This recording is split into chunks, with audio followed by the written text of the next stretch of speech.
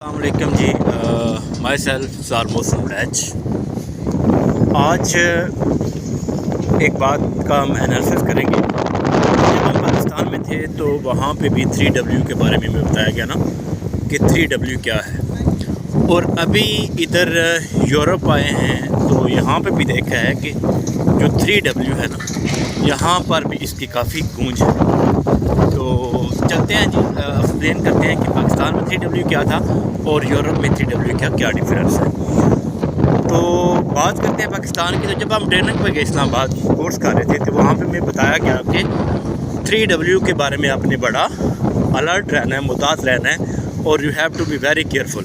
और एक अच्छा ऑफिसर वही होता है जो 3W को अवॉइड करता है। तो पहला जो W था ना, वो था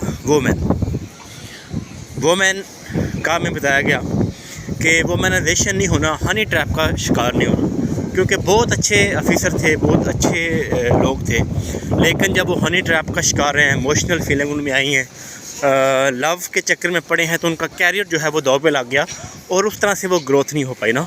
तो पहला W वोमेनाइजेशन मीन हनी ट्रैप का आपने बिल्कुल शिकार नहीं होना और वेरी प्रोफेशनली बिहेव करना। दूसरा W जो हमें पाकिस्तान में बताया गया था वो था वेल्थ मीन मनी, कि जब आप फील्ड में जाएंगे तो आपको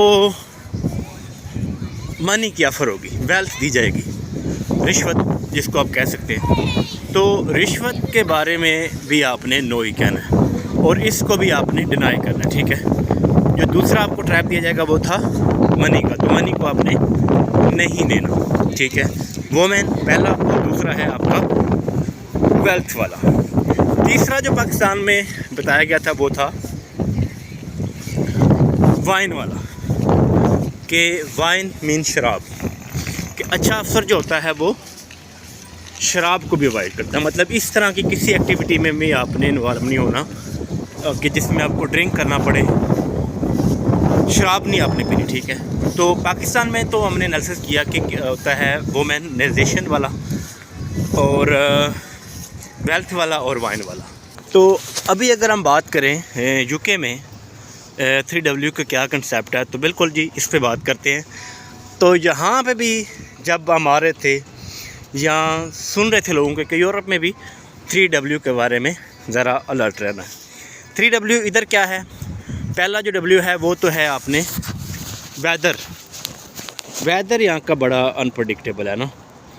तो वेदर के बारे में आपने, मतलब आप धूप निकली हुई है तो आप बाहर निकलें तो हो सकता है आपको छतरी की ज़रूरत पड़ जाए, तो छतरी को, अम्ब्रेला को आपने साथ रखना होगा, ठीक है। फर्स्ट वाला वेदर, कि वेदर अनप्रडिक्टेबल है, इस पर आप भरोसा नहीं कर सकते, किसी लम्हे भी कुछ भी हो सकता है। बारिश है तो धूप निकल सकती है, धूप है तो बारिश निकल सकती है। तो इस हवाले से अपनी छतरी जो है वो पास रखें और इसको ज़हन में रख के अगली प्लानिंग करें। ये जी एक W तो वेदर हो गया। दूसरा W जो है वो वोमेन वाला ही है, जो पाकिस्तान में था ना, कि वोमेन के बारे में इधर भी हनी ट्रैप के सिस्टम है। ये देखें ना, मतलब इधर भी हनी ट्रैप वाला सिस्टम जो है वो चल सकता है। इधर भी जो इस तरह के सीन्स हैं वो काफ़ी होते हैं। तो you should have to be very alert about honey trap. और ये जनरल कंसेप्ट भी है कि यूरोप में बला चीज़ें हैं तो यहाँ पे हनी ट्रैप का कंसेप्ट भी होता है। तो तीसरा जो है यहाँ पे वर्क का है, कि वर्क का यहाँ पे कोई पता नहीं होता, कि हो सकता है एक लम्हे आपके पास बहुत अच्छा काम हो, बहुत अच्छा वर्क चल रहा हो, और अगले लम्हे पता चले कि आपके पास वो वर्क नहीं है ना। हो सकता है बड़ी अच्छी जगह पे आप जा रहे हो और दूसरे लम्हे आपको सुनने को मिल जाए कि जनाब आपकी अभी ज़रूरत नहीं है। और एट अ टाइम हो सकता है आपके पास 3-3, 4-4 काम, लेकिन सेम टाइम हो सकता है कि एक ऐसा भी वक्त आए कि आपके पास कोई जॉब भी ना हो।